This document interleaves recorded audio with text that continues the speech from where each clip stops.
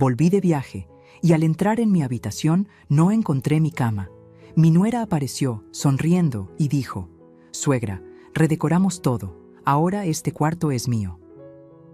Mantuve la calma, la miré fijamente a los ojos y le respondí: «¿Quieres un espacio solo para ti? Perfecto. Hoy mismo vas a buscar una casa donde vivir». Así fue como se quedó sin color.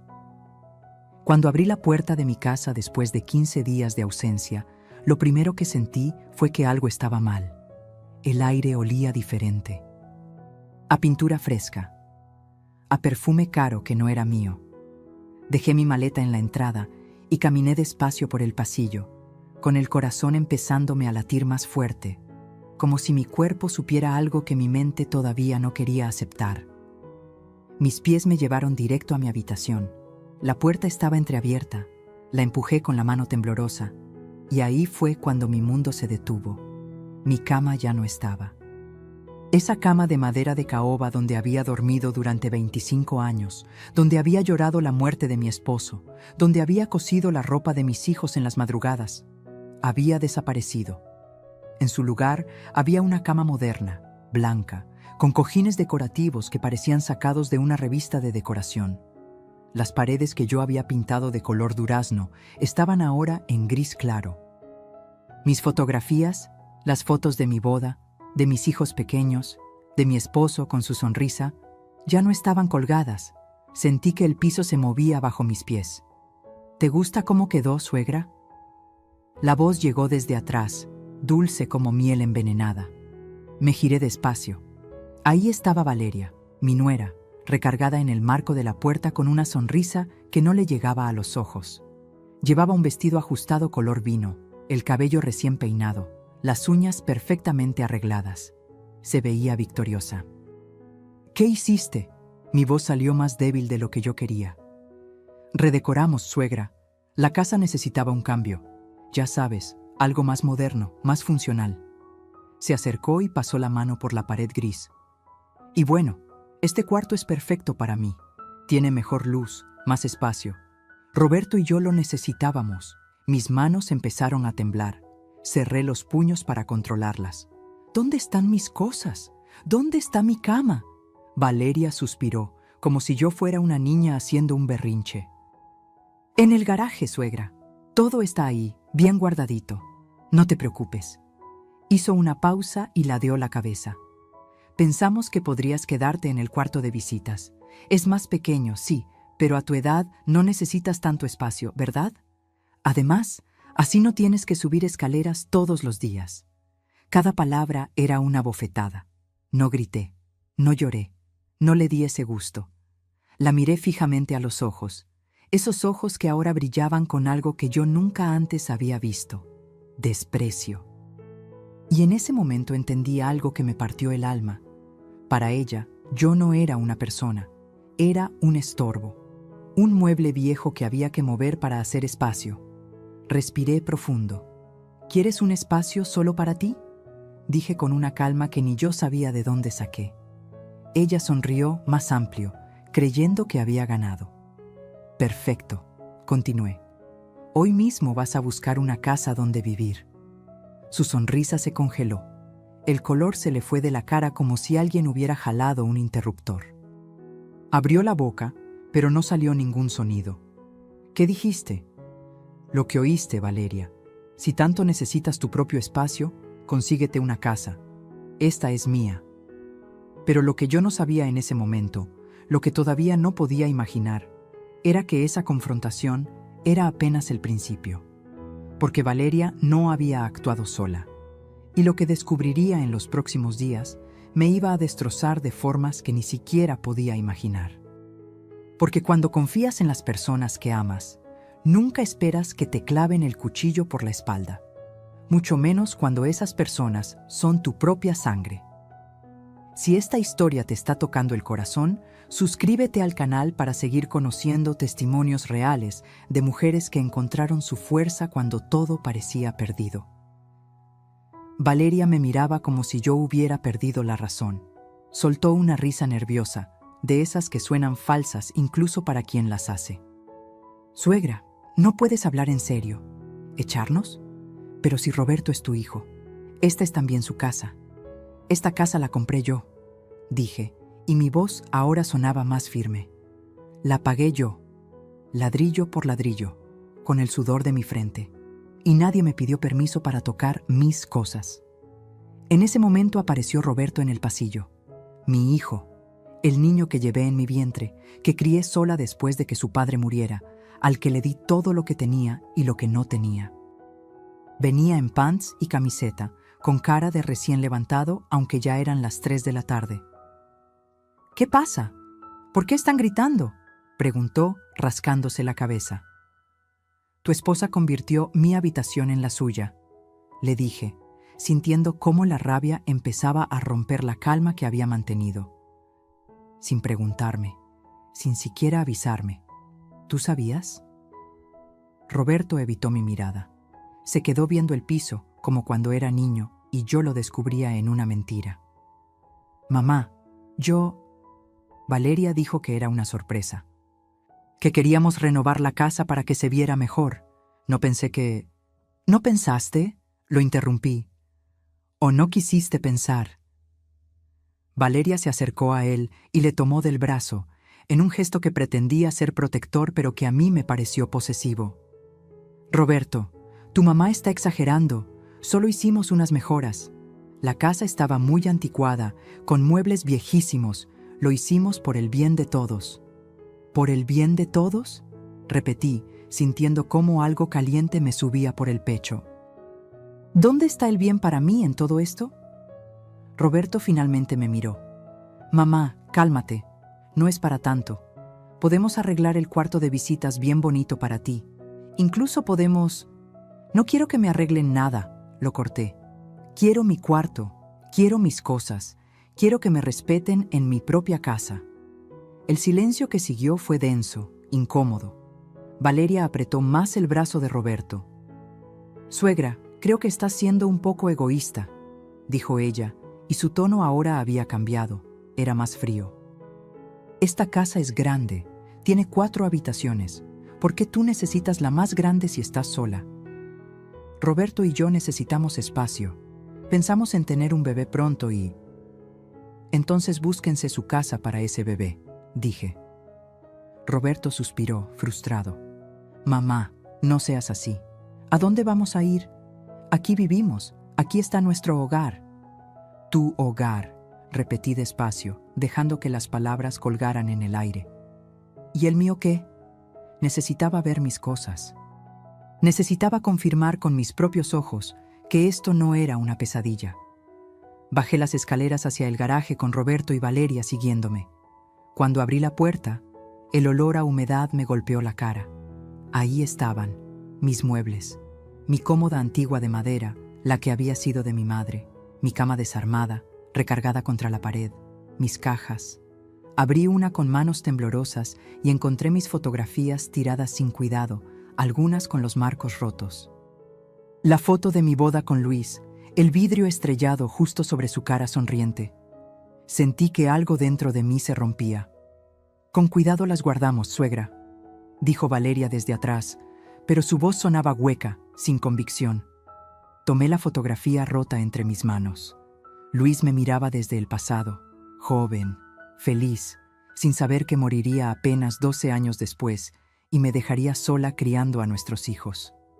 Apreté el marco contra mi pecho. Necesito estar sola, murmuré. Mamá.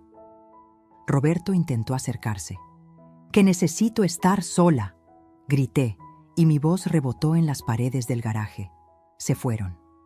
Los escuché subir las escaleras y cerrar la puerta.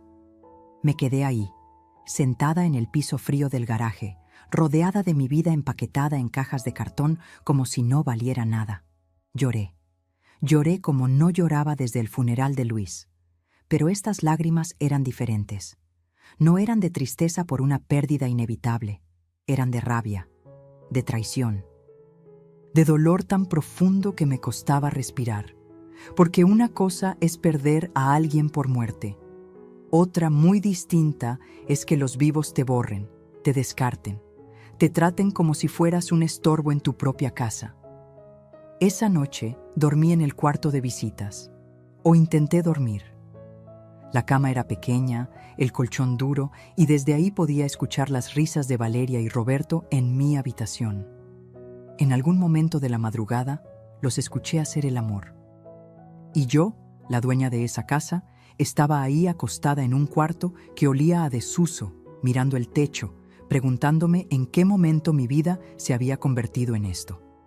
Pero lo que ellos no sabían, lo que yo todavía no sabía, era que esta humillación apenas comenzaba. Porque al día siguiente iba a descubrir algo que me iba a obligar a abrir los ojos de una vez por todas. Algo que me iba a mostrar que la decoración de mi cuarto no era una simple remodelación caprichosa, era parte de un plan.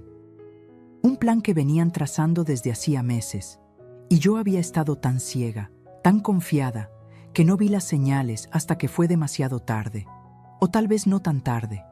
No pude dormir. Las horas pasaban lentas, pesadas, mientras yo daba vueltas en esa cama pequeña que crujía con cada movimiento. A las 4 de la mañana me rendí. Me levanté y fui a la cocina a prepararme un té de manzanilla, de esos que mi mamá me hacía cuando yo era niña y no podía dormir. La casa estaba en silencio. Solo se escuchaba el tic-tac del reloj de pared que Luis me regaló en nuestro 10º aniversario.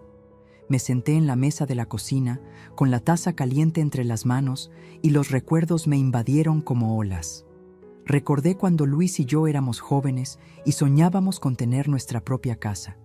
Vivíamos en un departamento rentado de 2 cuartos en la colonia Doctores, con paredes tan delgadas que escuchábamos todo lo que hacían los vecinos.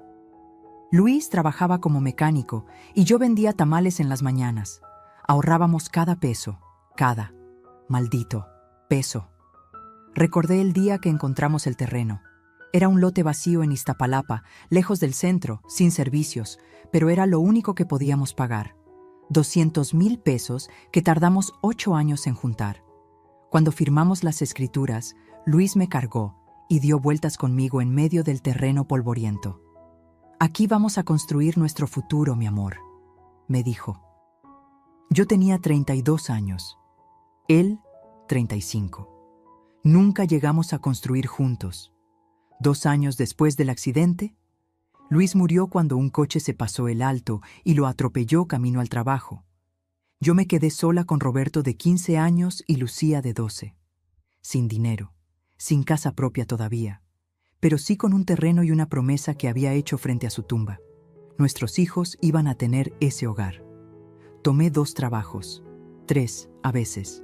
Cocinaba en una fonda de 6 de la mañana a 2 de la tarde. Luego limpiaba oficinas de 4 a 9 de la noche. Los fines de semana vendía gelatinas y pasteles en fiestas infantiles. Dormía 4 horas diarias. Mis manos se llenaron de callos. Mi espalda empezó a dolerme de forma permanente. Pero seguía ahorrando. Roberto me decía, «Mamá, descansa, no importa la casa». Pero sí importaba. Para mí, esa casa era más que ladrillos. Era la prueba de que el sacrificio de Luis no había sido en vano. Era mi manera de honrar su memoria. Era la estabilidad que mis hijos merecían. Tardé 15 años en juntar los 800,000 pesos de la construcción. 15 años viendo cómo otras madres iban a los festivales escolares mientras yo trabajaba. 15 años sin comprarme ropa nueva, sin ir al cine, sin darme un gusto. Todo, absolutamente todo, iba para la casa. Cuando finalmente terminamos de construir, yo tenía 49 años. Invité a mis hijos a ver su hogar. Roberto, ya de 30, llegó con Valeria. Llevaban 6 meses de novios. Ella entró mirando todo con desinterés, como si fuera una casa cualquiera. No sabía, no podía saber, que cada azulejo del baño me había costado un turno doble, que cada ventana representaba un mes sin comer carne, que esa sala amplia existía porque yo me había quedado con zapatos rotos durante 2 años. Lucía sí lloró. Mi hija me abrazó y me susurró al oído, «Mamá, lo lograste. Papá estaría tan orgulloso». Ahora, sentada en mi cocina a las 4 de la mañana, con 67 años y sintiendo cada uno de ellos en mi cuerpo cansado, me preguntaba, ¿para qué había sido todo? ¿Para terminar desplazada en mi propia casa? ¿Para que mi nuera borrara mi historia como si no valiera nada? ¿Para que mi hijo permitiera que me trataran así? Las lágrimas volvieron a caer, silenciosas, amargas. Escuché pasos en las escaleras. Era Roberto. Bajaba en boxer y camiseta, con los ojos hinchados de sueño. Se sorprendió al verme. «Mamá, ¿qué haces despierta?» No respondí de inmediato. Lo miré. Traté de ver en ese hombre de 42 años al niño que solía abrazarme y decirme que era la mejor mamá del mundo. Pero ese niño ya no estaba ahí. «No puedo dormir en esa cama», dije finalmente. «Me duele la espalda». Roberto abrió el refrigerador y sacó agua. Se sirvió un vaso y se quedó ahí parado, sin mirarme. «Mamá, sé que estás molesta, pero... ¿sabes cuánto me costó esta casa, Roberto?» Él se quedó callado. ¿Sabes cuántas noches trabajé sin dormir para que tú tuvieras un techo? ¿Cuántas veces me salté comidas para que tú pudieras comer 3 veces al día? Mamá, no empieces con eso. No, hijo, necesito que lo entiendas. Me puse de pie, sintiendo cómo mis rodillas protestaban. Esta casa no es solo paredes y techo, es mi sangre, es mi vida. Y ustedes la están tratando como si fuera una propiedad que pueden remodelar a su antojo. Roberto dejó el vaso en la mesa con más fuerza de la necesaria. ¿Y qué quieres que haga? ¿Qué le diga a Valeria que deshaga todo? Ya gastamos 150,000 pesos en la remodelación, mamá. 150,000 pesos. Me quedé helada. ¿Qué dijiste?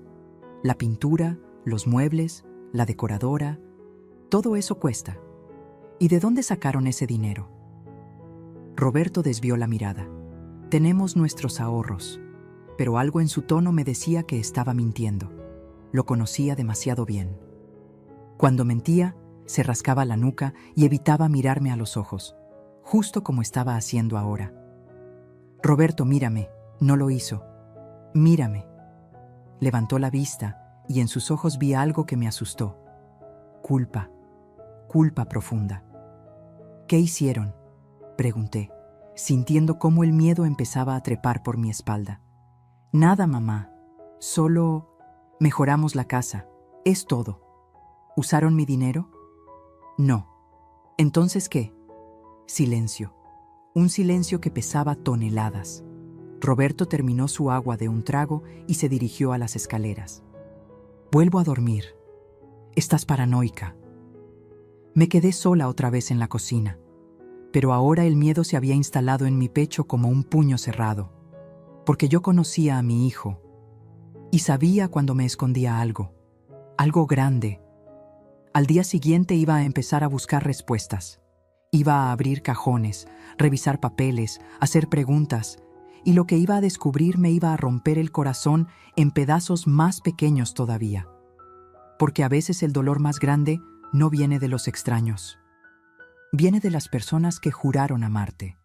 Y cuando esa traición se revela, el mundo nunca vuelve a ser el mismo. Los siguientes 3 días actué como si nada hubiera pasado, como si hubiera aceptado mi nuevo lugar en la jerarquía de mi propia casa. Preparaba el desayuno, limpiaba, sonreía cuando tenía que sonreír, pero por dentro cada fibra de mi ser estaba alerta, observando, escuchando. Valeria se paseaba por la casa como reina. Se había apropiado no solo de mi habitación, sino también de mi espacio en la cocina. Movió mis sartenes de hierro, los que me había regalado Luis, al gabinete de arriba donde yo casi no alcanzaba. Puso sus ollas de cerámica caras en el lugar donde siempre habían estado las mías. Pequeñas victorias que ella saboreaba cada vez que yo tenía que pedirle ayuda para alcanzar algo. Roberto salía temprano al trabajo y regresaba tarde. Ingeniero en una empresa de construcción, ganaba bien, pero nunca alcanzaba para sus gastos. Siempre había sido así. Gastaba más de lo que tenía. Cuando era joven, yo le cubría sus deudas pequeñas. Es joven, está aprendiendo, me decía a mí misma. Ahora tenía 42 años y seguía sin aprender. El tercer día, Valeria salió a la estética. «Voy a arreglarme el cabello, suegra». «Regreso en 3 horas», dijo mientras se pintaba los labios frente al espejo del recibidor. Mi espejo, el que había comprado en un mercado de antigüedades hace 20 años. Roberto estaba en el trabajo.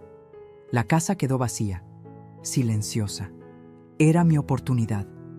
Subí las escaleras despacio, conteniendo la respiración como si alguien pudiera escucharme. Entré a lo que había sido mi habitación. El olor a perfume de Valeria saturaba el aire. Me daba náuseas, pero seguí adelante. Abrí el closet. Toda mi ropa había desaparecido. En su lugar, vestidos caros, zapatos de marca, bolsas que costaban lo que yo ganaba en un mes cuando trabajaba. Cerré el closet y me dirigí al escritorio.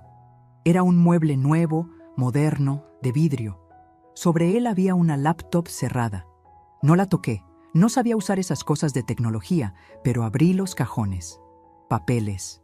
Muchos papeles. Facturas de muebles, 45,000 pesos en una tienda de decoración de lujo. Comprobantes de pagos a un diseñador de interiores, 30,000 pesos. Recibos de pintura importada, de cortinas, de una lámpara que costaba más que mi primer coche. Y entonces encontré algo que me heló la sangre. Un folder manila. Dentro, documentos impresos de internet. Páginas sobre derechos de posesión por mejoras a la propiedad.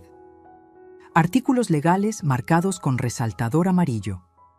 Cuando un familiar invierte dinero significativo en mejoras a una propiedad, puede reclamar derechos sobre la misma, especialmente si hay convivencia prolongada y el propietario original es de edad avanzada. Mis manos empezaron a temblar tanto que casi suelto los papeles. Había anotaciones en los márgenes. La letra de Valeria. Abogado consulta, 5,000 pesos. Documentar todas las mejoras. Fotos antes y después. Seguí buscando. Más al fondo del cajón encontré un sobre. Dentro había copias fotostáticas de documentos. Las escrituras de M y Casa. Pero estas copias tenían post-its pegados. Cambiar a nombre conjunto con un signo de interrogación. ¿Cuánto tiempo de posesión se necesita? Se me cerró la garganta. No podía respirar.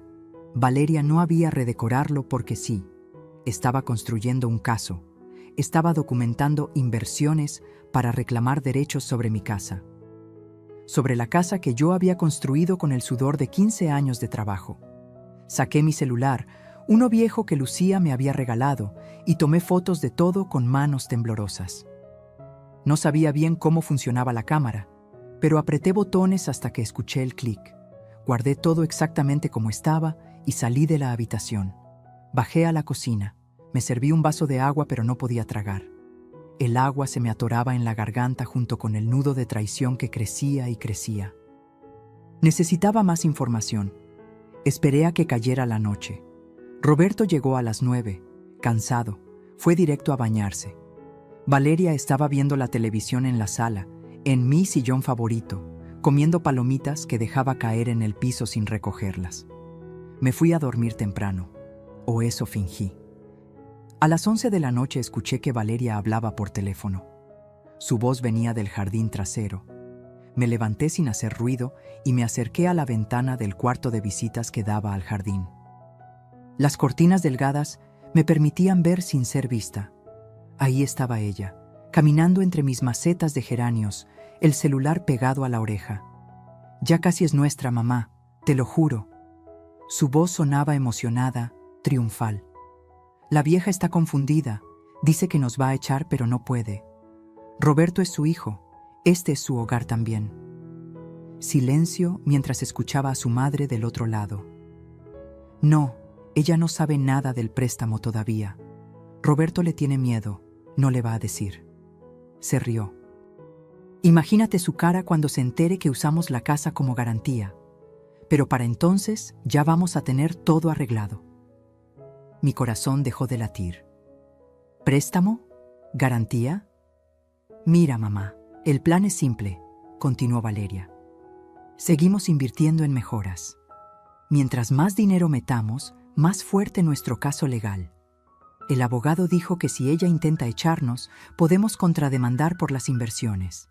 Y si se pone difícil, bueno, ya tiene 67 años. ¿Cuánto le queda? 5, 10 años máximo. Después, esta casa vale más de 2 millones de pesos con todo el trabajo que le hemos hecho. La vendemos y nos compramos algo mejor en La Condesa, como siempre quisiste. Las lágrimas rodaban por mis mejillas, pero no hacía sonido. Me mordí el puño para no gritar. Roberto es un tonto, pero es manipulable, siguió Valeria. Su mamá lo tiene así de traumado que hace lo que sea por no decepcionarla. Pero a mí no me manipula. Yo sé lo que quiero y lo voy a conseguir. Más silencio. Luego, una risa. ¿Violenta? No seas exagerada, mamá. Solo estoy siendo inteligente. Si ella fue lo suficientemente tonta para dejarnos vivir aquí gratis todos estos años, es su problema. Nosotros solo aprovechamos la oportunidad. Gratis, dijo gratis. Como si los 3 años que habían vivido aquí, yo no les hubiera cocinado cada día. Como si no les hubiera lavado la ropa. Como si no hubiera pagado la luz, el agua, el gas. Como si no le hubiera dado a Roberto 50,000 pesos cuando necesitó el enganche para su coche porque su crédito estaba rechazado. Me alejé de la ventana antes de que pudiera escuchar más. Regresé a mi cama pequeña y me quedé ahí, mirando el techo, con el corazón latiendo tan fuerte que podía sentirlo en mis oídos. Ahora sabía la verdad. No era solo despojo de un cuarto, era un plan calculado, meticuloso, para quitarme mi casa, para quedarse con lo único que me quedaba en este mundo. Y Roberto lo sabía. Mi hijo lo sabía, y no me había dicho nada. Esa noche tomé una decisión. No iba a gritar. No iba a llorar más. No iba a darles el gusto de verme rota. Iba a ser inteligente. Iba a planear. Y cuando atacara, iban a doler tanto que nunca olvidarían lo que se siente traicionar a quien te dio todo. Pero primero necesitaba ayuda, y sabía exactamente a quién llamar. Al día siguiente, bien temprano, marqué un número que no había usado en meses. El teléfono sonó 3 veces antes de que contestaran. «¿Mamá? ¿Estás bien?» La voz de Lucía sonaba preocupada. Nunca la llamaba tan temprano. «Hija», dije, y mi voz se quebró a pesar de mis esfuerzos por sonar fuerte. «Necesito que vengas a casa. Necesito tu ayuda y necesito que vengas ya». Lucía llegó 2 días después. No podía venir antes.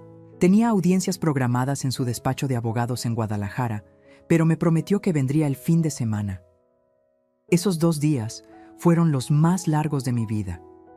Valeria notó que algo había cambiado en mí. Ya no le sonreía. Ya no hacía como que todo estaba bien. Ella me observaba con desconfianza, como un gato que sabe que el ratón está planeando escapar. «¿Está todo bien, suegra?», me preguntó el jueves por la mañana mientras yo preparaba el desayuno. «Perfectamente», respondí sin mirarla. «Se ve tensa. Estoy bien». Dejó su taza de café en la barra con un golpe seco. «Mire, suegra, si todavía está molesta por lo del cuarto, creo que está siendo muy inmadura. Ya es momento de que lo supere. Las cosas cambian. Usted ya está grande. Necesita adaptarse». Me giré a verla. Tenía puesto un pants deportivo de marca que costaba lo que yo ganaba en una semana vendiendo tamales hace 20 años. El cabello recogido en una coleta perfecta, las uñas recién hechas. Todo pagado con dinero que mi hijo se endeudaba para darle. «Tienes razón», dije con una calma que me sorprendió. «Las cosas cambian». Ella sonrió, creyendo que había ganado otra vez. No tenía idea de lo que se venía. El viernes por la noche, Valeria me dio la noticia. «Suegra, mañana vienen unas amigas a comer. Vamos a estar en la sala y necesitamos privacidad. ¿Puede quedarse en su cuarto?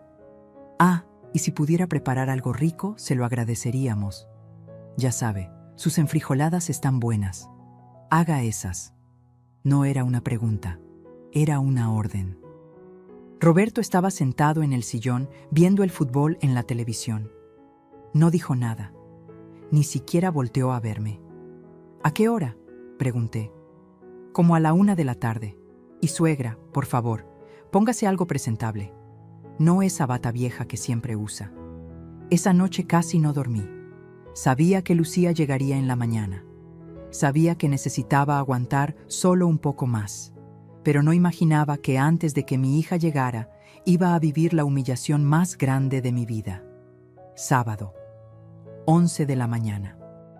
Empecé a preparar las enfrijoladas. Frijoles refritos con el toque que me enseñó mi madre, tortillas recién hechas, crema, queso fresco desmoronado. El olor llenaba la casa. A las 12:30 sonó el timbre. Valeria corrió a abrir. Entraron 4 mujeres de su edad, todas arregladas, perfumadas, riendo escandalosamente. Traían botellas de vino, bolsas de una boutique cara. «Bienvenidas a mi casa», dijo Valeria, enfatizando el mí mientras me miraba de reojo. Se instalaron en la sala. Yo serví las enfrijoladas en la barra del desayunador, pensando que vendrían por ellas. Pero Valeria entró a la cocina y me hizo un gesto con la mano. «Suegra, llévelas a la sala. Y tráenos el vino también». Me quedé helada. ¿Qué? Que nos sirva en la sala. No queremos levantarnos. Respiré profundo. Tomé la bandeja con los platos y salí. Las amigas de Valeria me miraron con curiosidad. «¡Ay, qué rico se ve!», dijo una de ellas, una rubia con lentes de sol puestos adentro de la casa. Serví los platos. Fui a buscar el vino. Cuando regresé con la botella y las copas, Valeria estaba mostrándole a sus amigas su nuevo cuarto. «Vengan, les voy a enseñar cómo quedó. Es una belleza». Las 5 subieron las escaleras. Yo me quedé abajo, sintiendo cómo el estómago se me revolvía. Escuchaba sus voces y risas desde el segundo piso. «Está hermoso, Vale. ¿Y este era el cuarto de tu suegra?». «Sí, pero ya sabes cómo son las señoras mayores, todo antiguo y deprimente». Le hicimos un favor de mudarla a un cuarto más pequeño. Risas. Bajaron después de 10 minutos. Se sentaron a comer. Yo estaba en la cocina, limpiando, tratando de desaparecer. Pero entonces escuché la voz de Valeria. «Suegra, ¿puede traernos más servilletas?». Salí con las servilletas. Cuando las dejé en la mesa, una de las amigas, morena, con aretes enormes, me miró con una sonrisa condescendiente. «¿Y usted es la mamá de Roberto?». «Sí». «Ay, qué conveniente tener ayuda viviendo en la casa, ¿verdad, Vale?», le dijo a Valeria con un codazo cómplice. Mi sangre se congeló. «Muy conveniente», respondió Valeria entre risas. «Aunque a veces hay que decirle cómo se hacen las cosas. Ya sabe, la generación de antes tenía otros estándares». Las risas se hicieron más fuertes. Otra de las amigas, pelirroja con uñas largas decoradas, me vio directamente. «¿Y le pagan algo?». «Digo, por cocinar y limpiar». El silencio que siguió fue ensordecedor. Valeria tomó un sorbo de vino, disfrutando cada segundo. «No, pero le damos techo y comida. Es suficiente, ¿no? Además es familia. La familia se ayuda». Las carcajadas explotaron. Yo me quedé ahí parada, con las mejillas ardiendo, sintiendo cómo cada risa era una bofetada. Me veían como la sirvienta, como una empleada gratuita en mi propia casa. «Suegra, ¿puede recoger estos platos? Ya terminamos». Mis manos temblaban cuando tomé los platos. Uno se me resbaló, pero lo atrapé antes de que cayera. Más risas. «Cuidado, suegra». Volví a la cocina, puse los platos en el fregadero, y ahí, de pie frente a la ventana por donde entraba el sol de mediodía, algo dentro de mí se rompió. No fue dramático, no fue ruidoso, fue silencioso, como cuando se raja un cristal, un quiebre fino que lo cambia todo. Me apoyé en el fregadero, cerrando los ojos, respirando profundamente. Las lágrimas querían salir, pero no las dejé. No iba a llorar, no más. En ese momento escuché una voz detrás de mí. «Mamá». Me giré. Ahí estaba Lucía en la puerta de la cocina. No la había escuchado llegar. Traía su maleta pequeña, jeans, una blusa sencilla, pero lo que más noté fueron sus ojos. Ojos llenos de lágrimas de rabia. ¿Cuánto tiempo llevas aquí?, susurré. Lo suficiente para escuchar todo. Su voz temblaba. Lo suficiente para entender qué está pasando en esta casa. Desde la sala llegaban más risas. Valeria estaba contando alguna historia, su voz alta y confiada. Lucía dejó su maleta en el piso y vino hacia mí. Me abrazó fuerte, y en ese abrazo me permití por un segundo ser frágil, ser la madre que necesitaba el consuelo de su hija. «Ya no más, mamá», me susurró al oído. «Esto se termina hoy». Se separó de mí, se secó los ojos con el dorso de la mano, y en su rostro vi la misma determinación que yo había tenido cuando era joven y decidí construir esta casa contra todo pronóstico. «¿Dónde está Roberto?», preguntó. Salió. Dijo que volvería en la noche. «Perfecto. Entonces vamos a trabajar, tú y yo, como siempre debió ser. ¿Qué vas a hacer?». Lucía me tomó de las manos, sus manos de abogada, suaves pero firmes. «Voy a hacer lo que debí hacer desde hace mucho tiempo, protegerte, defender lo que es tuyo y enseñarle a esa mujer que no puede robarte tu vida. Lucía, ella tiene papeles, planes, y yo tengo la ley de mi lado, y tengo algo que ella nunca va a tener. ¿Qué? La verdad». Apretó mis manos. «Ahora dame tu celular.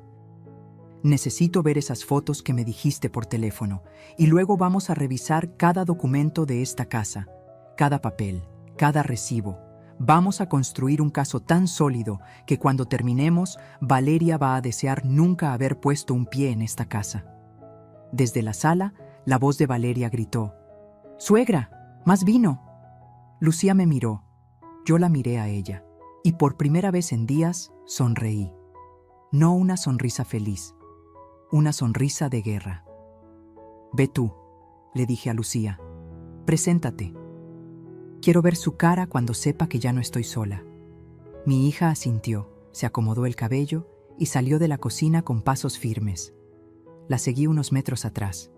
Valeria estaba sirviendo más vino cuando vio a Lucía. Su sonrisa se congeló. «Lucía, qué sorpresa». «Hola, Valeria», dijo mi hija con una voz fría como el hielo. «Vine a pasar unos días con mi mamá. Espero que no te importe que use mi antigua habitación». «Ah, espera, cierto.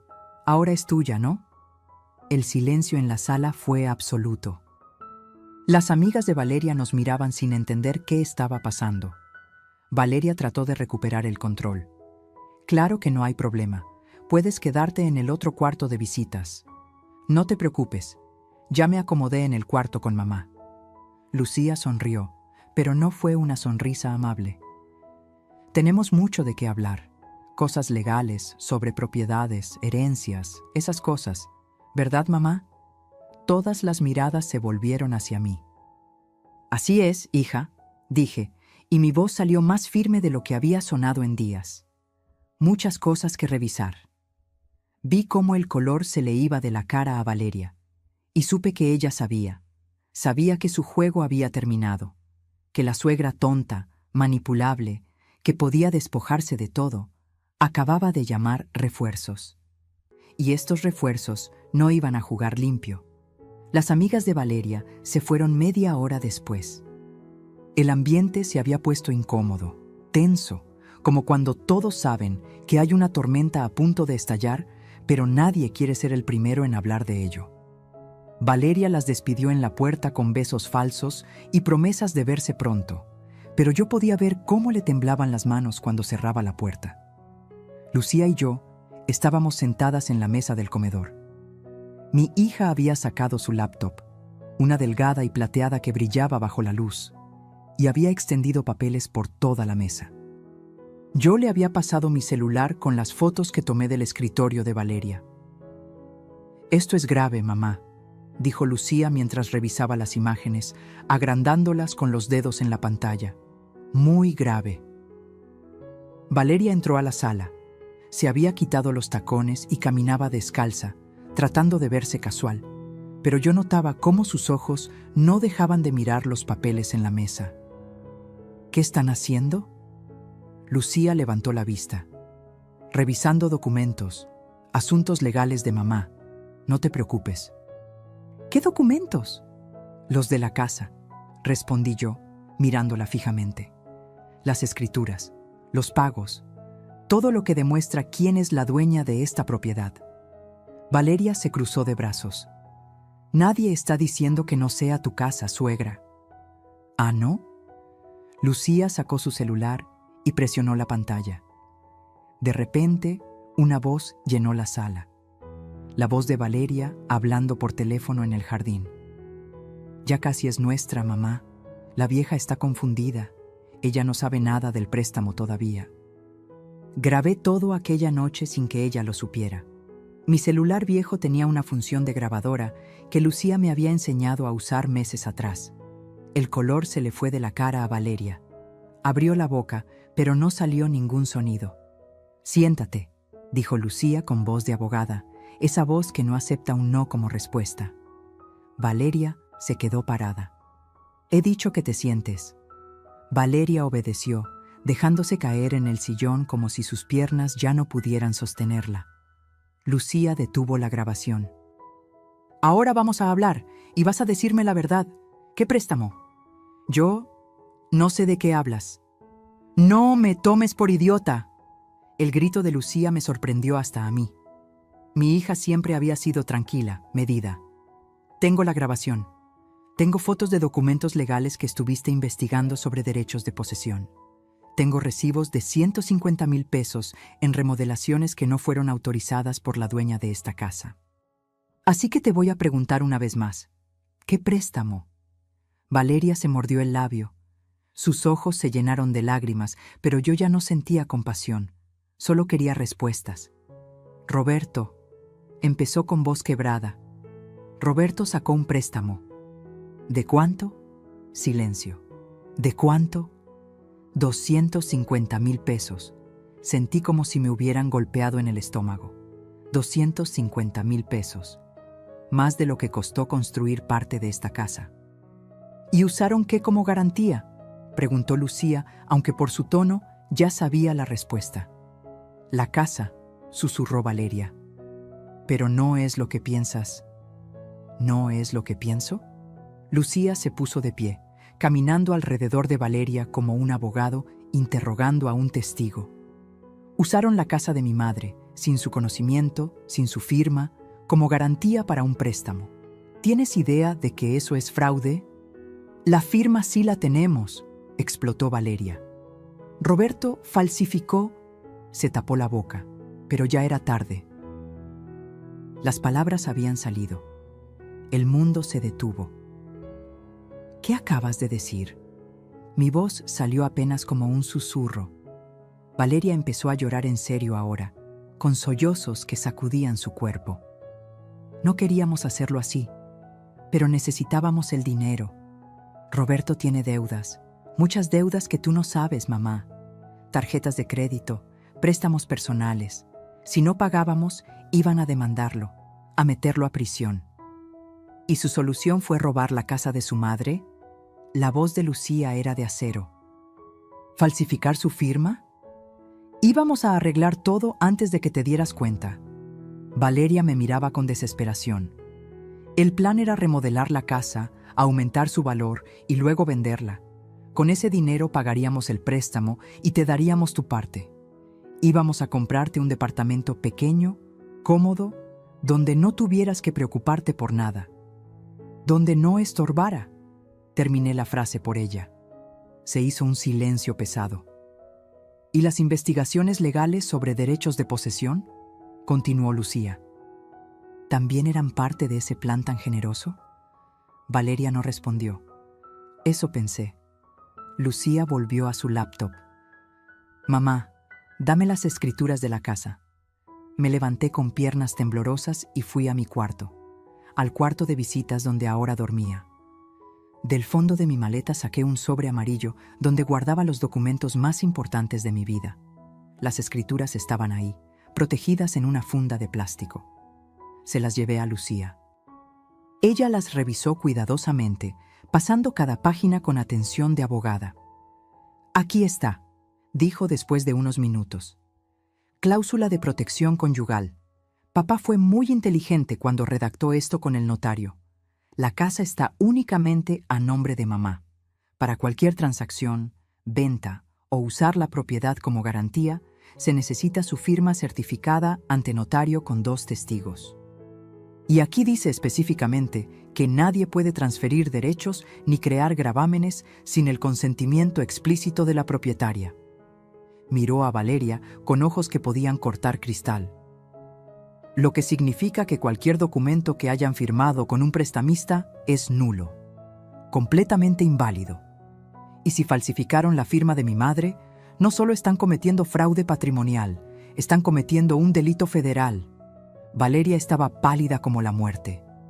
Por favor no hagas esto. Roberto es tu hermano. Roberto es un ladrón», dijo Lucía con frialdad, «y tú eres su cómplice». Se abrió la puerta de la entrada. Roberto entró con una bolsa de supermercado, silbando despreocupado. Se detuvo en seco cuando nos vio a las 3 en la sala, la tensión tan espesa que se podía cortar con cuchillo. «¿Qué pasa aquí?» «Siéntate, Roberto», le dije, y mi voz no temblaba ya. Estaba llena de algo nuevo, decepción tan profunda que se había convertido en fuerza. «Mamá, yo...» «Siéntate». Se sentó junto a Valeria. «Mi hijo, el niño al que cargué durante 9 meses, al que amamanté, al que velé cuando tuvo fiebre, al que defendí de los bullies en la escuela, el niño que una vez me dijo que cuando fuera grande me iba a construir un castillo. Ahora no podía siquiera mirarme a los ojos. Lucía, explícale a tu hermano lo que acabamos de descubrir», dije. Mi hija sacó una carpeta y comenzó a leer en voz alta. Cada documento, cada recibo, cada prueba de su traición. Los 150,000 pesos en remodelaciones. Los documentos legales investigando cómo despojarme. El préstamo de 250,000 pesos con firma falsificada. Las conversaciones grabadas de Valeria planeando quedarse con mi casa. Con cada revelación, Roberto se hundía más en el sillón. Cuando Lucía terminó, el silencio era absoluto. Hasta los pájaros afuera parecían haber dejado de cantar. «¿Es verdad?», le pregunté a mi hijo. «¿Todo esto es verdad?». Roberto se cubrió la cara con las manos.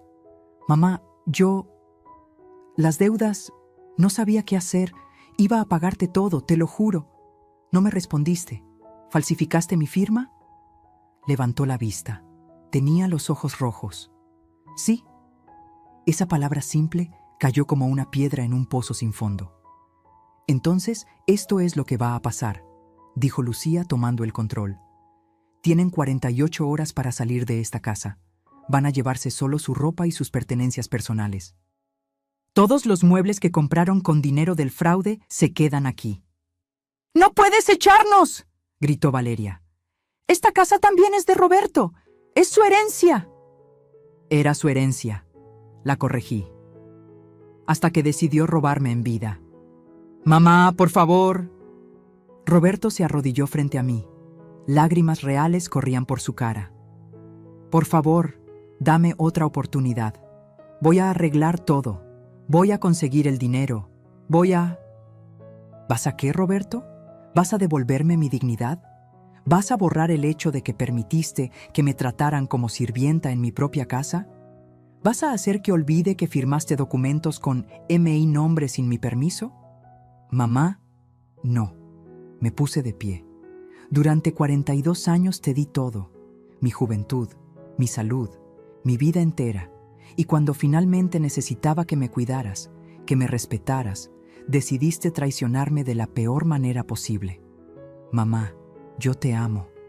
El amor no roba. El amor no miente. El amor no planea despachar a su madre a un departamento pequeño para quedarse con lo que ella construyó». Roberto sollozaba en el piso. Valeria estaba en shock, mirando la pared. Lucía sacó unos papeles de su carpeta. «Aquí está el documento que van a firmar. Es un acuerdo donde reconocen que no tienen ningún derecho sobre esta propiedad, que todas las mejoras fueron hechas sin autorización y que se comprometen a no iniciar ningún tipo de acción legal contra mi madre.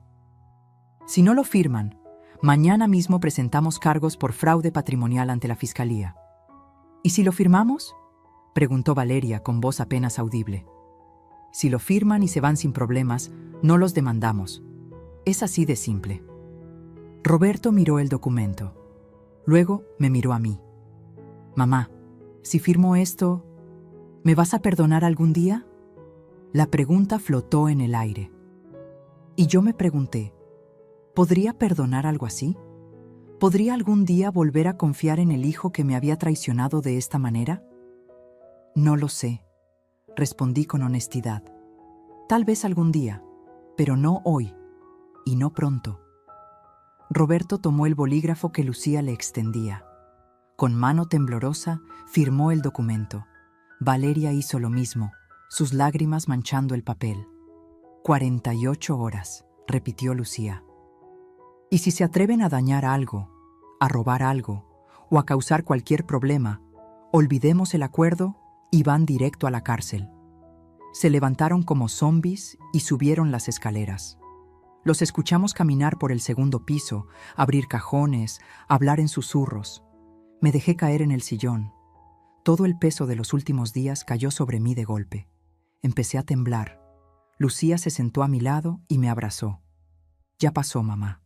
Ya pasó, pero sabía que no había pasado. Que los próximos 2 días iban a ser un infierno. Que ver a mi hijo empacar su vida e irse de la casa que construí para él iba a romperme de maneras que ni siquiera podía imaginar. Pero también sabía algo más, que por primera vez en mucho tiempo no estaba sola, y que esta batalla finalmente la iba a ganar. Los siguientes 2 días fueron una tortura silenciosa. Roberto y Valeria se movían por la casa como fantasmas, evitando mirarme, empacando sus cosas en cajas de cartón que habían conseguido en el supermercado. El sonido de la cinta adhesiva cerrando las cajas se convirtió en la banda sonora de esas 48 horas. Lucía no se separó de mí ni un momento. Dormimos juntas en el cuarto de visitas, abrazadas como cuando ella era niña y tenía pesadillas. Pero ahora la pesadilla era real y estábamos despiertas viviéndola. El lunes por la mañana, el día límite, Lucía decidió que era momento de tener una última conversación. Una conversación que pusiera todo sobre la mesa, sin gritos, sin lágrimas, solo verdades. «Necesitamos cerrar esto bien», me dijo mientras tomábamos café en la cocina. «No por ellos, por ti, para que puedas seguir adelante sin dudas». A las 10 de la mañana, los 4 nos sentamos en el comedor, la misma mesa donde habíamos compartido cientos de comidas. La mesa donde Roberto había hecho su tarea de niño, donde celebramos sus cumpleaños, sus graduaciones, su compromiso con Valeria. Ahora era la mesa de la sentencia final. Lucía tenía enfrente una carpeta gruesa. La abrió con movimientos precisos y comenzó a sacar documentos uno por uno. «Antes de que se vayan», comenzó, «quiero que entiendan exactamente qué hicieron, no para hacerlos sentir mal, sino para que nunca vuelvan a hacerle esto a nadie». Puso el primer documento en la mesa. Escrituras de la casa, firmadas en el año 2005. Valor de construcción total, 800,000 pesos. Mi madre trabajó 15 años para juntar ese dinero. 15 años limpiando, cocinando, vendiendo. Mientras ustedes, miró a Roberto, estudiaban, salían con amigos, vivían una vida normal. Roberto miraba la mesa. Lucía puso otro papel. Estados de cuenta bancarios. Aquí están los movimientos de la tarjeta de crédito de mamá de los últimos 6 meses. Señaló una línea marcada con resaltador amarillo. Cargos en tiendas departamentales por 87,000 pesos. Valeria, tu nombre aparece en varios de los recibos como la persona que firmó. Usaste su tarjeta sin autorización. Valeria se retorció las manos pero no dijo nada. Siguiente. Lucía puso más papeles. Contrato de préstamo con un agiotista de la colonia. 250,000 pesos prestados al 30% de interés anual. Documento con la firma falsificada de mi madre usando esta casa como garantía. Levantó la vista. ¿Saben qué hubiera pasado si no pagaban? El agiotista hubiera iniciado un proceso legal, y aunque la firma era falsa, el proceso hubiera sido largo, costoso, angustiante. Mamá hubiera tenido que contratar abogados, ir a tribunales, demostrar el fraude. Todo eso mientras ustedes disfrutaban del dinero robado. No fue así, comenzó Roberto. Sí fue así, explotó Lucía. Exactamente así. Y lo peor es que no mostraron ni un ápice de remordimiento hasta que los descubrieron. Puso otro documento. Cotizaciones con abogados especialistas en derecho patrimonial. Valeria, conseguiste 3 opiniones legales diferentes sobre cómo reclamar derechos de posesión sobre una propiedad. Todas las consultas fueron en febrero y marzo de este año. Esto no fue un impulso. Fue un plan calculado durante meses. Yo solo quería asegurar nuestro futuro, murmuró Valeria. ¿A costa de quién?, le preguntó Lucía. ¿A costa de una mujer de 67 años que lo dio todo por su familia? Valeria se levantó bruscamente. ¡Ya basta! ¿Qué quieres que diga? ¿Que lo siento? Pues sí, lo siento. ¿Contenta? Pero no finjas que tu mamá es una santa. Ella siempre ha manipulado a Roberto. Siempre lo ha hecho sentir culpable, como si le debiera toda su vida solo porque ella decidió sacrificarse. Me quedé sin aire.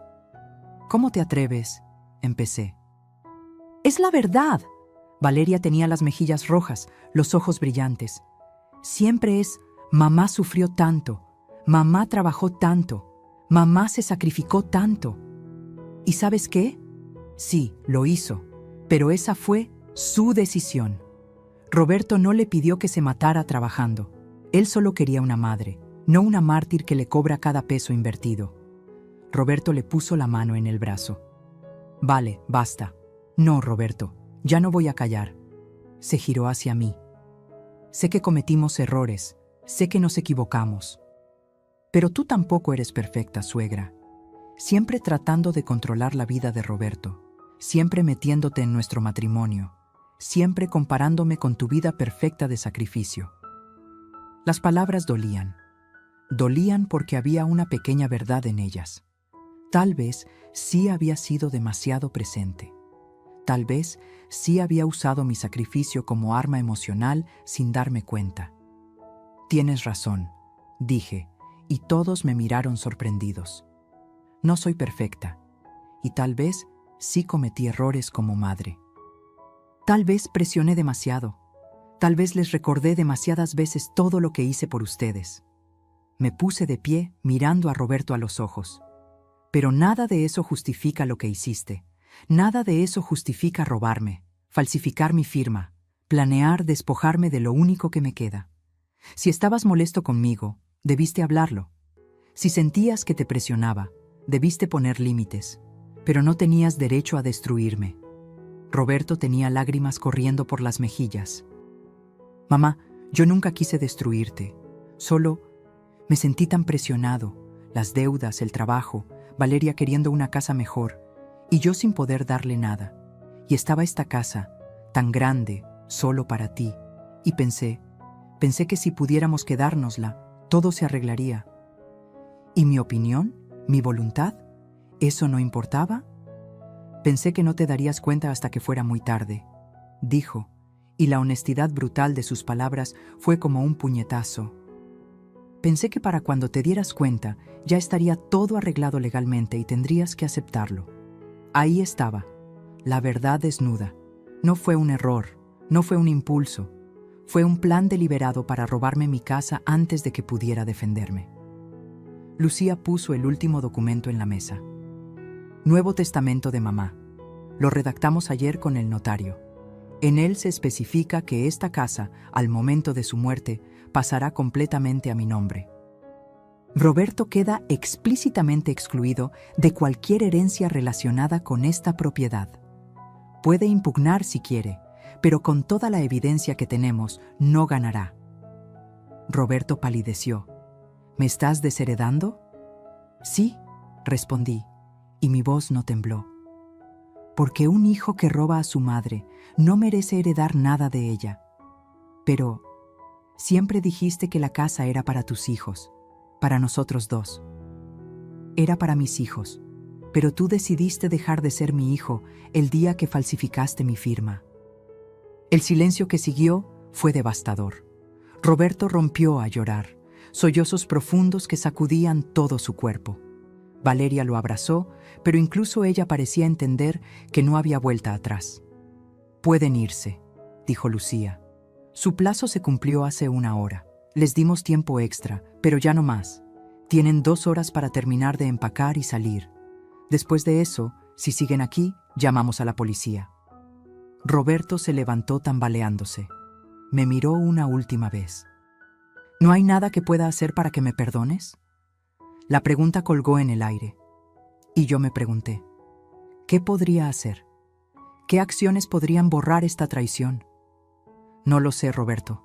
Tal vez con tiempo. Tal vez si demuestras con hechos, no con palabras, que entiendes lo que hiciste. Pero eso no significa que volverás a vivir aquí. Eso no significa que te incluiré de nuevo en mi testamento. Algunas cosas, una vez rotas, nunca vuelven a ser iguales. Pero soy tu hijo, y yo soy tu madre. Y me traicionaste. Tomé aire. Ahora vete, por favor, antes de que me arrepienta de no haber presentado los cargos. Subieron las escaleras por última vez. Lucía y yo los seguimos para supervisar que no se llevaran nada que no fuera suyo. Los vimos meter las últimas cosas en las maletas. Desmontar su decoración de MI habitación. Ver cómo Valeria quitaba las cortinas caras que había comprado. Las fotos enmarcadas de ellos dos. La lámpara moderna. Cuando terminaron, bajaron las maletas. 4 maletas grandes, 3 cajas. Eso era todo lo que se llevaban de 3 años viviendo aquí. Roberto cargó todo en su coche estacionado afuera. Un coche por el que yo le había dado el enganche hace 2 años. Antes de subirse, se giró una última vez. «Mamá». «Cuídate, Roberto», dije, y cerré la puerta. Me quedé ahí parada, del otro lado, escuchando cómo el motor arrancaba, cómo se alejaba, cómo mi hijo se iba de mi casa, tal vez para siempre. Lucía me abrazó por la espalda. «Hiciste lo correcto, mamá». «Entonces, ¿por qué me duele tanto?», susurré. «Porque el amor no se apaga de un día para otro. Porque aunque hizo algo terrible, sigue siendo tu hijo. Y eso es lo más difícil de todo esto, que el dolor viene exactamente de ese amor». Lloré en los brazos de mi hija. Lloré por el hijo que perdí, no por muerte, sino por traición. Y ese tipo de pérdida duele de maneras que la muerte nunca podría. Pero cuando las lágrimas finalmente se secaron, cuando me separé de Lucía y miré mi casa, libre de invasores, libre de mentiras, sentí algo nuevo creciendo en mi pecho. No era felicidad, todavía no. Era algo más pequeño, más frágil, pero real. Era paz. Y en ese momento supe que iba a estar bien. Que tal vez tomaría tiempo, tal vez nunca volvería a ser la misma, pero iba a sobrevivir esto. Porque había sobrevivido cosas peores. Y siempre, siempre, había salido adelante. Los días después de que Roberto y Valeria se fueron extraños. La casa se sentía diferente, más silenciosa, más grande. A veces me encontraba poniendo 3 platos en la mesa por costumbre, y luego tenía que guardar uno cuando recordaba que ahora solo éramos Lucía y yo. Mi hija se quedó 1 semana completa. Pidió días en su despacho para acompañarme, para asegurarse de que yo estuviera bien, pero sobre todo, para ayudarme a recuperar mi espacio. El primer proyecto fue deshacer todo lo que Valeria había hecho en mi habitación. «Vamos a devolverle tu alma a este cuarto, mamá», dijo Lucía el martes por la mañana. Bajamos al garaje y comenzamos a subir mis muebles. La cómoda de mi madre, pesada, de madera oscura con tallados a mano. Lucía consiguió ayuda de 2 muchachos del barrio para subir mi cama. Cuando la armaron en su lugar original, Me senté en el colchón y algo dentro de mí se acomodó. Ya no huele a su perfume, dije. Abrimos las ventanas toda la semana. Se fue el olor y se fue ella. Lucía colgó mis fotografías de nuevo en las paredes. Mira, mamá, aquí estás tú y papá el día de su boda, tan jóvenes. La foto me miraba desde su marco, el vidrio ya reparado. Luis con su traje café, yo con mi vestido blanco sencillo. Teníamos toda la vida por delante. No sabíamos que sería tan corta para él, tan difícil para mí. Lo extraño, susurré. Sobre todo ahora, él sabría qué hacer con Roberto. Creo que hubiera hecho exactamente lo que tú hiciste, dijo Lucía. Papá era suave, pero no era tonto. No toleraba las traiciones. Pasamos 2 días completos restaurando mi cuarto. Pintamos las paredes de durazno otra vez. Lucía encontró en internet la pintura exacta del color que yo había usado años atrás. Pusimos mis cortinas de flores, mis cobijas tejidas, mis fotos familiares. Cuando terminamos, me paré en el centro de mi habitación y giré despacio, mirando cada rincón. Ya está, dije. Ya volví a casa. Pero mientras yo recuperaba mi espacio, Roberto y Valeria estaban descubriendo las consecuencias de sus acciones. Lucía mantenía contacto con algunas personas del barrio y las noticias llegaban como susurros a través de vecinas chismosas que venían a ver cómo estaba yo, pero que en realidad querían contar lo que sabían. Doña Lupita, la señora de la tienda de la esquina, fue la primera en visitarme. «Ay, María Elena, qué barbaridad lo de tu hijo», dijo mientras tomaba el café que le ofrecí. Lo vi el otro día cargando cajas en un edificio de la Agrícola Oriental, departamentos chiquitos, de esos de 2 cuartos que rentan en 8,500 pesos al mes. 8,500 pesos. Casi todo el sueldo de Roberto se iría en renta. ¿Y cómo se veía?, pregunté, y no pude evitar la pregunta. Era mi hijo después de todo. Acabado, hija, con ojeras hasta el piso. Y Valeria... Uy, esa sí que estaba de mal humor, gritándole a los del camión de mudanza, quejándose de todo. Una semana después me encontré a don Martín, el dueño de la ferretería donde Roberto compraba cosas. «Señora María Elena, su hijo vino el otro día pidiendo un préstamo», me dijo mientras yo compraba unas macetas nuevas para mi jardín.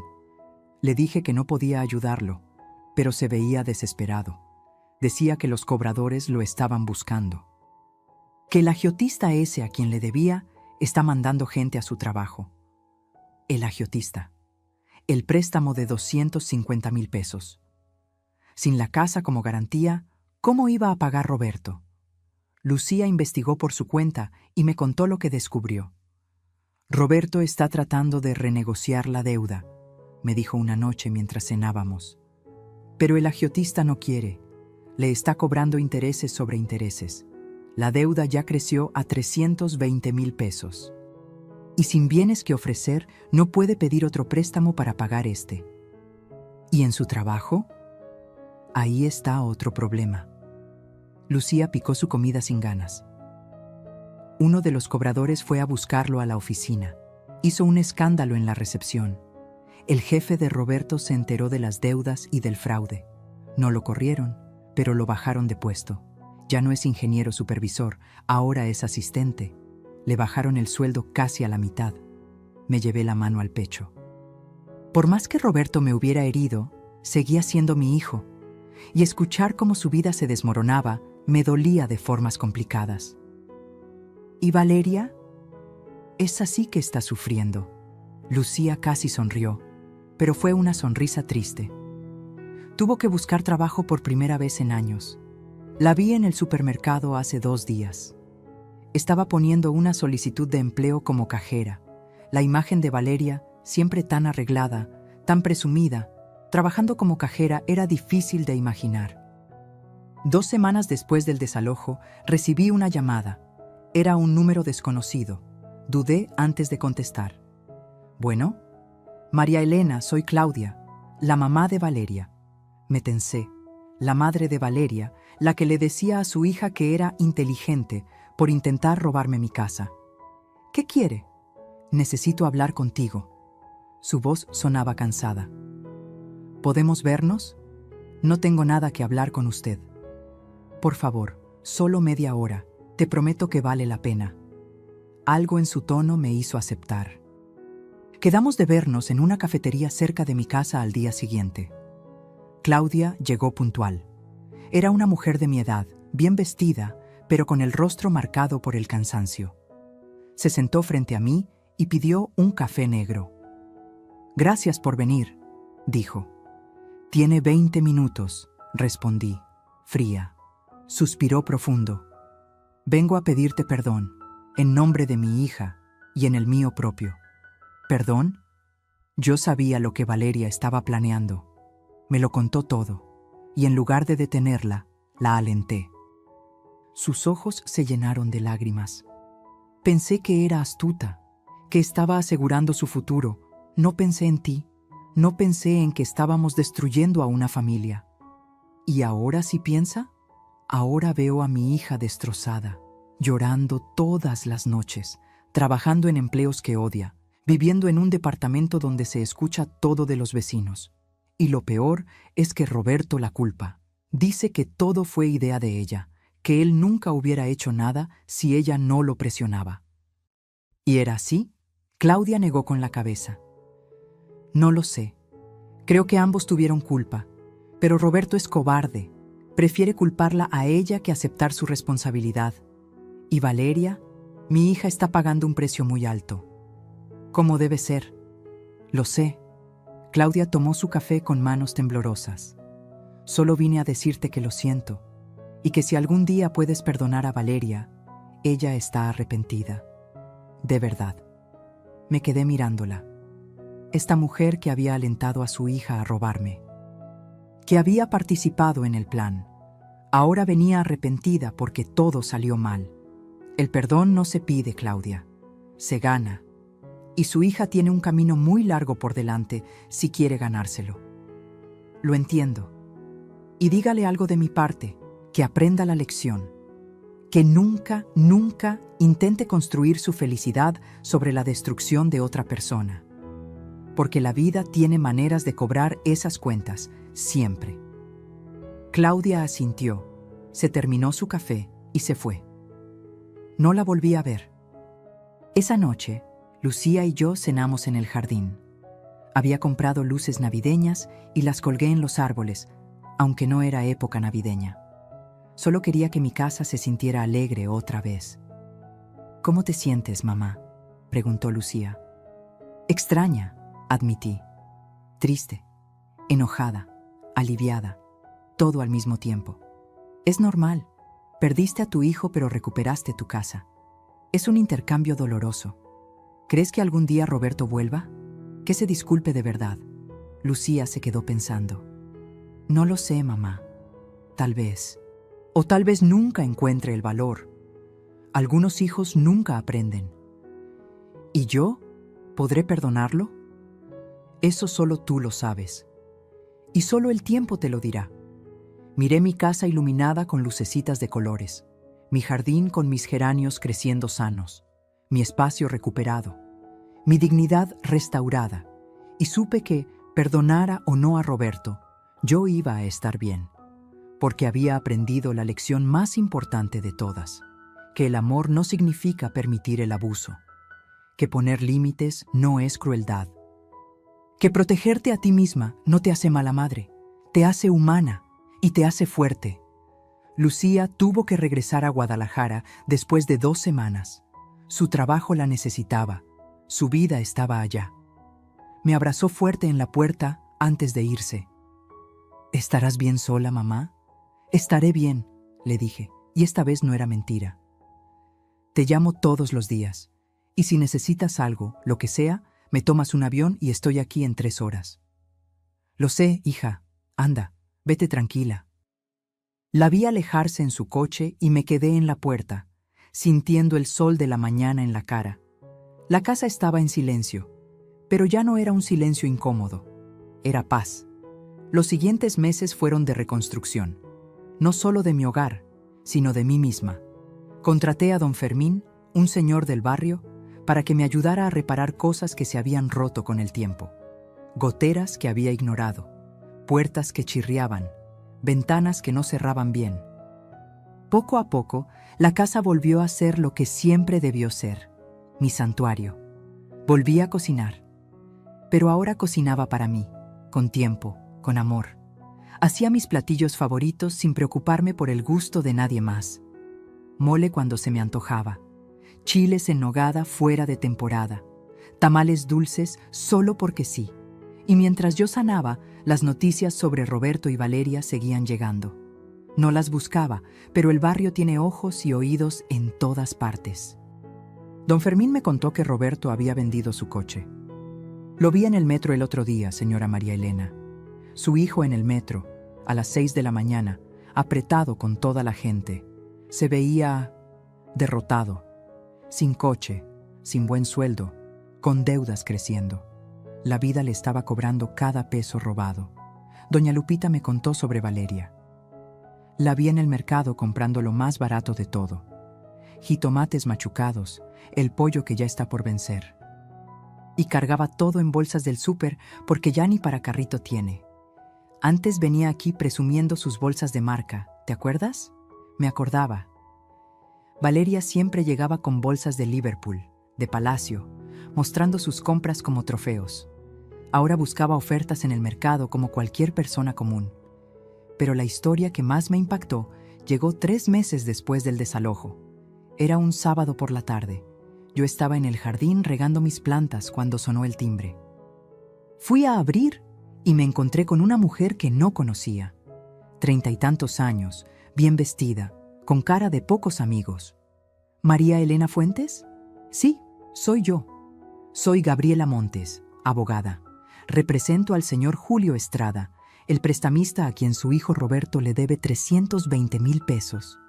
El corazón se me aceleró. Yo no le debo nada a nadie. Lo sé. Pero su hijo usó esta casa como garantía. Y aunque nosotros sabemos que la firma fue falsificada y el documento es nulo, mi cliente quiere recuperar su dinero. Vengo a preguntarle si usted estaría dispuesta a... No, la interrumpí. Lo que sea que va a preguntar, la respuesta es no. Esa deuda no es mía, es de Roberto, y él que la pague. La abogada suspiró. Señora Fuentes, entiendo su posición, pero su hijo no tiene cómo pagar. Mi cliente está considerando otras medidas, legales, pero desagradables.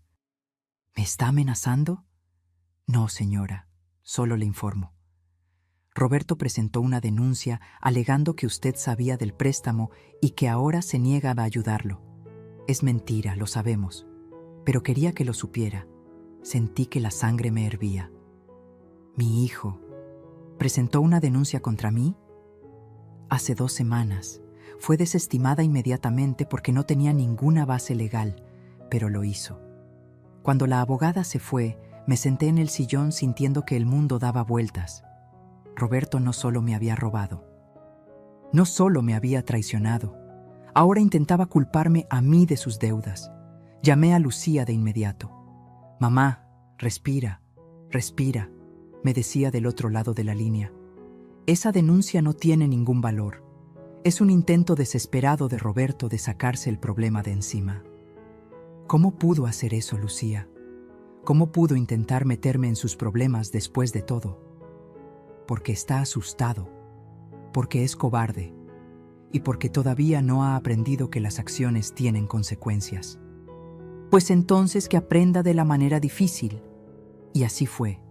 2 semanas después me enteré por doña Lupita que Roberto había sido demandado oficialmente. El agiotista perdió la paciencia y llevó el caso a tribunales. Sin bienes para embargar, solicitaron descuento directo de nómina. El 30% del sueldo de Roberto iba a ir directo a pagar la deuda durante los próximos 5 años. El muchacho no va a poder ni respirar, dijo doña Lupita sacudiendo la cabeza. Con lo poco que gana y quitándole el 30%, van a vivir de milagro. Y así fue. Valeria tuvo que conseguir un segundo empleo. La vi una noche cuando fui al Oxxo cerca de mi casa. Estaba ahí, detrás del mostrador, con el uniforme azul y rojo, atendiendo a clientes con cara de agotamiento. Nuestras miradas se cruzaron. Ella se puso pálida. Yo no dije nada.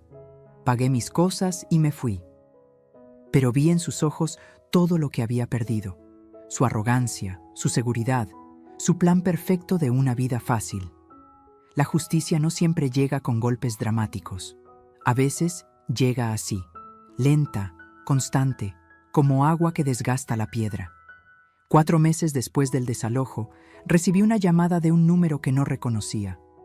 Esta vez era Roberto. «Mamá», su voz sonaba rota, pequeña. «Necesito hablar contigo». «No tengo nada que hablar. Por favor, solo 5 minutos. Necesito pedirte algo». Algo en su tono me hizo aceptar.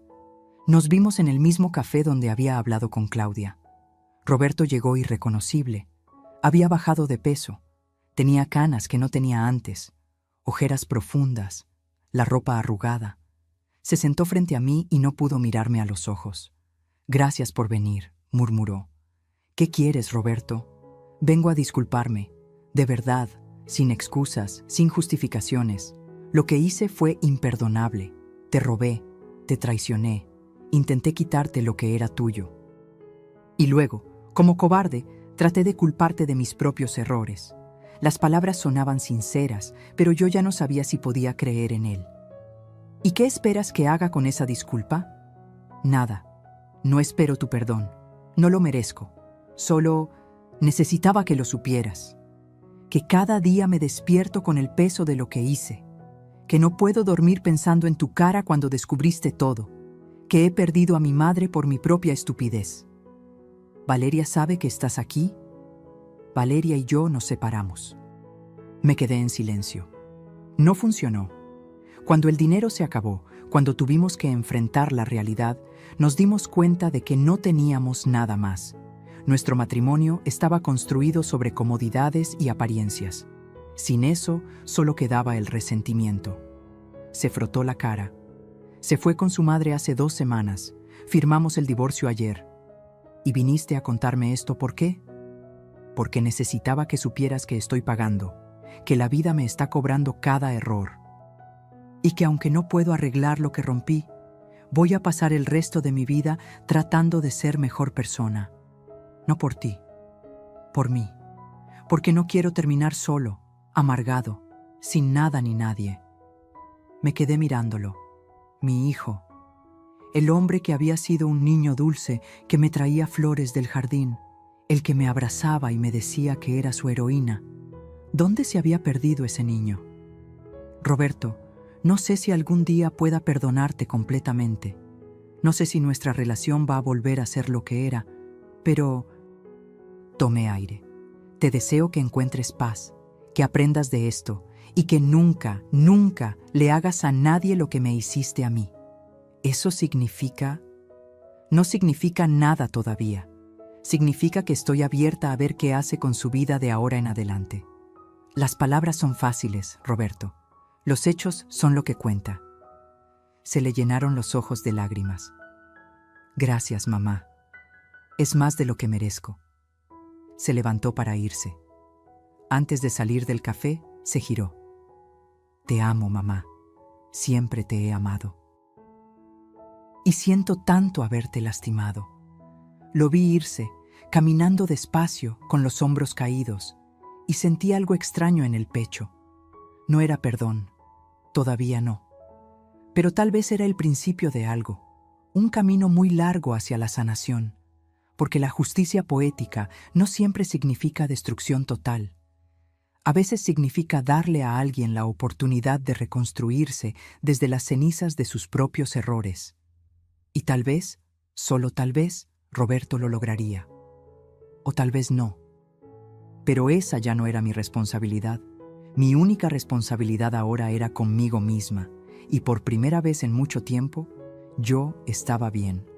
Han pasado 8 meses desde que Roberto y Valeria salieron de mi casa.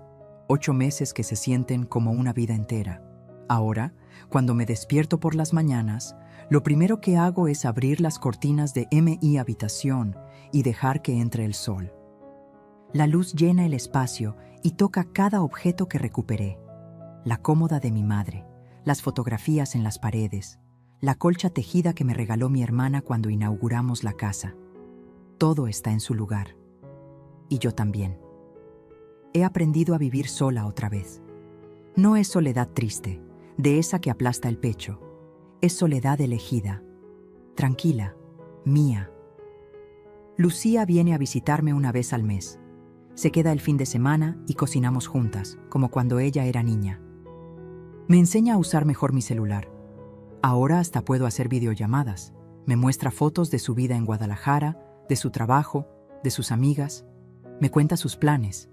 Y yo la escucho con orgullo, sabiendo que al menos uno de mis hijos salió adelante siendo una buena persona. «Mamá, tienes que conocer a alguien», me dijo en su última visita. «No puedes quedarte encerrada aquí para siempre». «No estoy encerrada, hija. Estoy donde quiero estar». «Pero un compañero, unos amigos, algo...». Le sonreí. «Tengo amigas. Doña Lupita y yo jugamos dominó los jueves. Me uní a un grupo de la iglesia que hace manualidades. Y don Fermín me invitó a las tardes de baile los sábados en el centro comunitario». «¿En serio?». Lucía me miró sorprendida. «¿Y has ido?». «Fui una vez». Me reí. Bailé un danzón con un señor muy amable llamado Arturo, 72 años, viudo, con 3 hijas que viven en Estados Unidos. Me pisó 2 veces, pero fue divertido. Mi hija me abrazó. «Ay, mamá, me da tanto gusto verte así». Después de todo lo que pasó, pensé que ibas a quedarte amargada, enojada con el mundo. Estuve enojada, por mucho tiempo. Pero el enojo es como un veneno que te tomas esperando que mate al otro. Solo te envenena a ti. Miré por la ventana hacia mi jardín. Decidí que ya había perdido suficiente tiempo.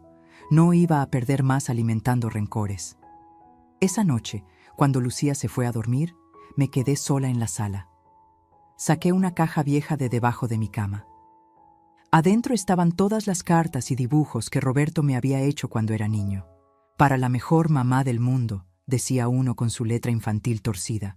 Un dibujo de los 3, Luis, Roberto y yo, tomados de la mano frente a una casa. Lloré, no de rabia, de tristeza, porque ese niño existió, ese amor existió. Y aunque Roberto adulto me había traicionado, el niño que una vez fui todo para él también era real. Guardé la caja otra vez, no la tiré. Tal vez algún día la necesitaría recordar que las personas son complicadas, que podemos amar y lastimar, que podemos ser buenos y equivocarnos terriblemente. Roberto me ha llamado 3 veces en estos 8 meses. Conversaciones cortas, incómodas al principio. Me cuenta que consiguió un trabajo nuevo, mejor pagado, en una constructora pequeña, que está viviendo en un cuarto rentado, solo, aprendiendo a cocinar, que está yendo a terapia para entender por qué tomó las decisiones que tomó. No le he dado falsas esperanzas, no le he dicho todo está perdonado, porque no lo está, pero lo escucho, y tal vez, con el tiempo, podamos construir algo nuevo.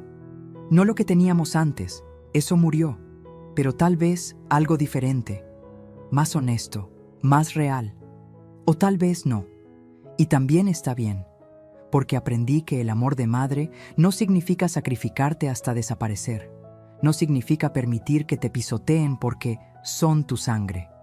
El amor verdadero incluye límites, incluye respeto, incluye la dignidad de decir hasta aquí. Esta casa que construí con mis propias manos, ladrillo por ladrillo, peso por peso, ya no es solo un edificio, es un símbolo. Es la prueba de que puedo sobrevivir pérdidas imposibles, que puedo levantarme cuando me tiran, que mi valor no depende de si mis hijos me reconocen o no. Yo valgo por lo que soy, por lo que construí, por las batallas que gané y las que perdí, por cada cicatriz que llevo con dignidad. Ahora, cuando camino por mi casa, toco las paredes y les susurro, resistimos, tú y yo, resistimos juntas, y es verdad. El otro día, doña Lupita me dijo que Valeria se fue del barrio, que se mudó a Querétaro con su madre, que dejó todo atrás y empezó de cero. Le deseo lo mejor. En serio, porque guardar rencor es como cargar piedras, solo te pesan a ti. Don Fermín me contó que vio a Roberto en misa el domingo pasado. Se veía diferente, señora, más humilde, más presente. Tal vez está cambiando, tal vez no, el tiempo lo dirá. Pero yo ya no estoy esperando a que nadie cambie para ser feliz. Ya no necesito la validación de mis hijos para saber que fui buena madre. Hice lo mejor que pude con lo que tenía. Di todo lo que tenía para dar. Y si eso no fue suficiente para Roberto, es su problema, no el mío. Esta noche me senté en mi jardín con una taza de té de manzanilla. Las lucecitas de colores que nunca quité iluminan los árboles. Hace frío, pero me gusta sentir el aire fresco en la cara. Me recuerda que estoy viva, que sobreviví. Y mientras estoy ahí sentada, pensando en todo lo que pasó, en todo lo que perdí y todo lo que gané, llego a una conclusión simple pero poderosa. Valió la pena. Valió la pena pelear por lo que era mío. Valió la pena poner límites aunque doliera. Valió la pena decir no, aunque me llamaran egoísta. Valió la pena defenderme, aunque eso significara perder, temporalmente o para siempre, la relación con mi hijo. Porque al final del día, cuando cierro los ojos en mi cama, en mi cuarto, en mi casa, puedo dormir en paz. No tengo que preguntarme quién va a intentar despojarme mañana. No tengo que caminar de puntitas en mi propio hogar. No tengo que fingir que todo está bien cuando no lo está. Soy libre, y esa libertad, esa paz, no tiene precio. Hoy quiero decirles algo a todas ustedes que me están escuchando, a todas las mujeres que han dado tanto, que han sacrificado tanto, que sienten que no pueden más. Tienen derecho a poner límites. Tienen derecho a decir, basta. Tienen derecho a proteger lo que construyeron con sus propias manos, con su propio sudor, con sus propias lágrimas. No son malas madres por exigir respeto. No son malas personas por defenderse. No son egoístas por poner su bienestar primero. La generosidad es hermosa. El sacrificio es noble. Pero cuando esa generosidad se convierte en abuso, cuando ese sacrificio te borra como persona, cuando das tanto que ya no queda nada de ti, entonces no es amor. Es autodestrucción. Y ustedes valen más que eso. Sus hijos, sus parejas, sus familiares, tienen que aprender que respeto no se pide, se exige. Que amor sin respeto no es amor. Que familia no significa tolerancia infinita al abuso. Si alguien intenta despojarte de lo que es tuyo, sea una casa, tu dignidad, tu paz, tienes el derecho de defender lo que te pertenece. Y si eso significa alejarte de personas que amas, si eso significa quedarte sola temporalmente, si eso significa que te llamen dura o amargada, que así sea. Porque la soledad elegida es 1000 veces mejor que la compañía que te destruye. Y recuerden, nunca es demasiado tarde para recuperar su vida. Yo tenía 67 años cuando tuve que enfrentar la traición más grande de mi vida. 67 años. Muchas personas me dijeron que ya estaba vieja para pelear, para empezar de nuevo, para estar sola. Pero aquí estoy, con 68 años, más fuerte que nunca, más en paz que nunca, más yo que nunca. La edad no te define. Los errores de otros no te definen. Lo que te define es cómo respondes cuando la vida te golpea, si te quedas tirada o si te levantas, si aceptas el abuso o si dices, nunca más, yo elegí levantarme. Y si estás escuchando esto y estás pasando por algo similar, quiero que sepas, tú también puedes levantarte. Tienes esa fuerza dentro de ti. Tal vez no lo crees ahora, tal vez te sientes rota, acabada, demasiado cansada para pelear. Pero la fuerza está ahí, esperando. Solo necesitas tomar la decisión, una decisión a la vez, un día a la vez, un límite a la vez. Y un día, no sé cuándo, vas a despertar y te vas a dar cuenta de que sobreviviste, de que saliste adelante, de que recuperaste tu vida. Y ese día vas a sonreír y vas a saber que valió la pena cada lágrima, cada pelea, cada momento de dolor. Porque al final, lo único que realmente importa es esto. ¿Puedes mirarte al espejo y estar orgullosa de la mujer que ves? ¿Puedes dormir en paz sabiendo que te defendiste? ¿Puedes vivir con dignidad en el espacio que construiste? Si la respuesta es sí, entonces ganaste. Y yo, María Elena Fuentes, de 68 años, dueña de esta casa que construí con mis propias manos, puedo decir con todo mi corazón, gané. Si esta historia tocó tu corazón, si te hizo reflexionar sobre tu propia vida, déjame un comentario contándome desde dónde nos estás viendo. Comparte tu país, tu ciudad, y si conoces a alguien que necesite escuchar este mensaje, comparte este video. Dale like para que más mujeres encuentren la fuerza que llevan dentro. Y suscríbete al canal para seguir acompañándonos en más historias de vida real, de mujeres reales que encontraron su dignidad cuando todo parecía perdido. Recuerda, tu vida te pertenece, tu espacio te pertenece, tu paz te pertenece y nadie tiene derecho a quitártela. Nos vemos en la próxima historia. Cuídense mucho. Y nunca olviden, ustedes valen todo. Fin.